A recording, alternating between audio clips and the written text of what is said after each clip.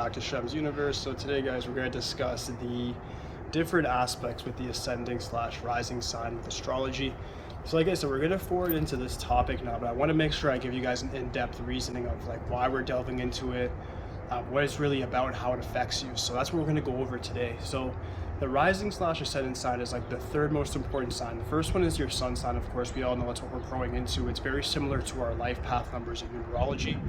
Then we have our moon sign, which is like the subconscious side of ourselves. It's the emotion sign. It helps us make different decisions. It really affects our emotional body, which we'll be discussing in other chapters, but the emotional body is physical and mental. And then you have what we're going to deal with, which is the rising/ascendant sign, which is how we kind of like interpret the world. So I really view this one as like very similar to our expression numbers with numerology, because it actually does show you pretty much like how you're going to interact with the world and the decision making that you're going to make. So I find it very, very important. This sign is like a sub-wing type, what we call in psychology a wing type, to your major persona. So even if, let's say, I'm a Gemini, right?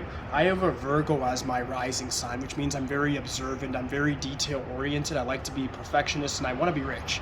Like, that's the thing, and Virgo constitutes all those things, both governed by Mercury, of course, which is very, very good, so they get along.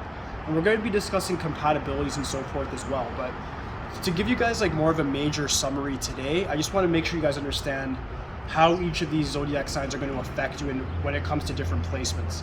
So with the rising sign now, if you have a rising sign of any of the air elements like Gemini, like a Libra, Aquarius, you're going to have this certain aspect of yourself that you're going to be able to be kind of detached of the world. Like, you're not going to really view things the way other people will, in the sense of you might be less and less attached to your emotional body, your emotional side of yourself, and you'll be able to actually make decisions based strictly on this objectivity and just raw observation of what needs to be done, just cold hard truth. Geminis are kings of that. Libras are very, very good at that. They could be a little bit crazy, but they are definitely good with that as well. Aquarius is a bit perfectionistic, but they can definitely be good at that as well. So that's what I mean by when the air signs come into play as a sub-wing type, as your rising sign, you definitely do have that ability to really be detached and to think very, very quickly, because air is detached from all the other elements. It gives life, but you can't really take air away from itself. It's very, very powerful in that sense.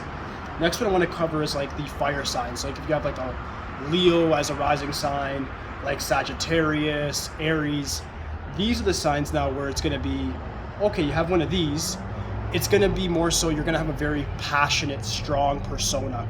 Even if you have something like a water sign, like a Cancer as your main zodiac sign, as your main sun sign, if that's your rising sign, any of these fire, you're going to have a natural rage within you. You're going to have an ability to really be athletic. Most people with any type of fire sign as their rising sign will be able to work out very, very hard. They'll be able to actually do things in a very aggressive manner that other people don't know where they find the energy to do so.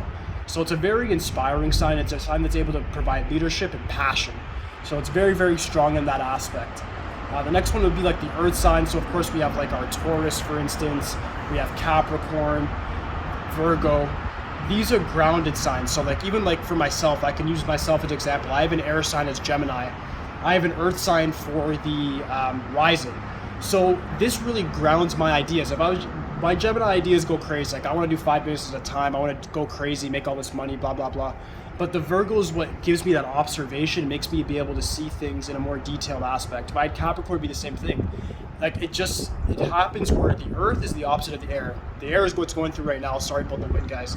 But the air is what's going to give you the wild ideas, but it won't really focus and condense. Whereas the earth is very, very grounded, very realistic, and very pragmatic. So it's very, very good for making grounded decisions and sticking firmly with those decisions. So if you have any of the earth signs, you'll naturally be able to make a lot of money and also make good decisions that you'll be able to stand firm by. The fire is a lot about the passion, but it might burn out.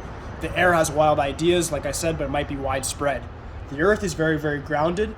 The weakness with any earth sign, though, if you have it as a rising, is that you may have a lot of doubts saying, I have these wild dreams, but it's not realistic because if I'm down to earth, I can't do this or that. We're going to discuss these things. I'm just giving you guys a very general summary today. The next one is just the water sign, which is our final one. So that's like Scorpio, Cancer, Pisces. You get those three now, and this is more of the emotional response. So if you have any of these as a rising sign, that's like a sub-wing type to your persona. So you're going to be a very, very emotional person regardless, even if your zodiac sign, or sorry, not your zodiac, but your sun sign is naturally like a Capricorn. If you have a water sign there, you're bound to literally have a very emotional response to the world, and you're going to look at the world more subjectively, but your artistic skills will be up here, excelled, and you'll be able to have different creative visions, intuition, and clairvoyance that a lot of other people will never be able to experience, because you're so in touch with your emotions, and our emotions are the bridge to the spiritual realm. And that's the thing. Logic doesn't lead us there, but emotions do. So each of these 4 elements have their own strengths, their own weaknesses, which I want you guys to understand today before we go forward and I start going into each of these zodiac signs and putting in the placement of the rising, so you guys can see how they're actually going to work. But I want to give you guys the general mechanics today so you understand what we're about to delve into in a lot more of a deeper aspect.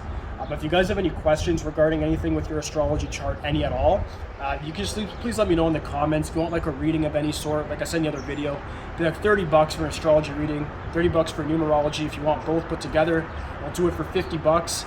Just hit me up at my email, shemsuniverse@hotmail.com, or Shemsuniverse 8.0 on Instagram, and I'll help you with anything you guys need. If you just have general questions, don't worry about paying me. I'll answer any general questions you guys have. Aside from that, that should be it for today. I hope you guys did enjoy the video. Please like, subscribe. That's it for today, guys. Peace.